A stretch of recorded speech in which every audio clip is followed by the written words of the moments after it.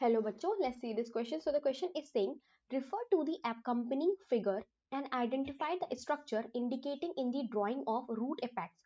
तो बेटा हमारे पास ड्राइंग किसकी है, रूट एपेक्स की. रूट एपेक्स बेसिकली रूट के एपिकल पार्ट को बोलते हैं. ठीक है, मान लो ये हमारे पास रूट है, तो इसके एपिकल पार्ट, रूट का एपिकल पार्ट क्या कहलाएगा, रूट एपेक्स कहलाएगा. तो here we have the diagram. तो जो जो हमें दिख रहा है वो देख लेते हैं.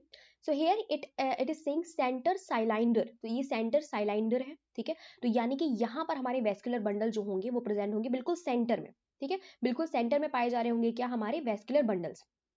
देन हमारा दूसरा क्या कह रहा है, initial of centre signed and contracts. तो यहाँ से इनिशियल शुरू हो रहे हैं. बेसिकली यहाँ पे हमें रूट एपिकल मेरिस्टेम दिखाई दे रही है. ये रूट एपिकल मेरिस्टेम क्या कर रही होगी, मेरिस्टेमेटिक एक्टिविटी के बाद काफी सारी सेल्स बना रही होगी जिनको पीछे की तरफ भेजा जा रहा होगा, और वो पीछे जाकर सेल्स क्या बना रही होंगी, बाकी अदर ऑर्गेनल्स बना रही होंगी. ठीक है, तो हमको ये समझ में आ रहा है.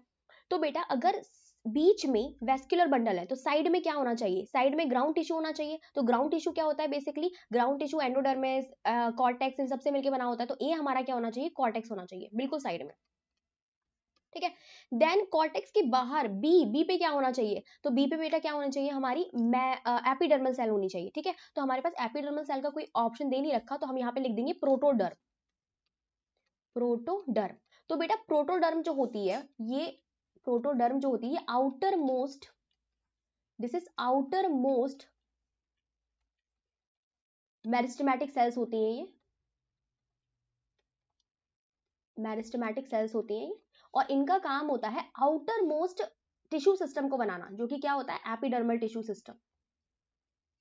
एपिडर्मल टिश्यू सिस्टम, तो ये बेसिकली उसको बनाती है. तो कॉर्टेक्स के जस्ट बाहर क्या पाया जाता है बेटा, हमारा एपिडर्मिस पाया जाता है, तो एपिडर्मल को बनाएगी. देन सी, तो बेटा ये अगर रूट है, ठीक है, ये अगर हमारी रूट है, यहाँ पे मेरिस्टेमेटिक सेल प्रेजेंट है, तो इनको कवर करके, ठीक है, इनको कवर करके रखने के लिए पाया जाता है रूट कैप. तो ये हमारा सी क्या हो जाएगा, रूट कैप हो जाएगा.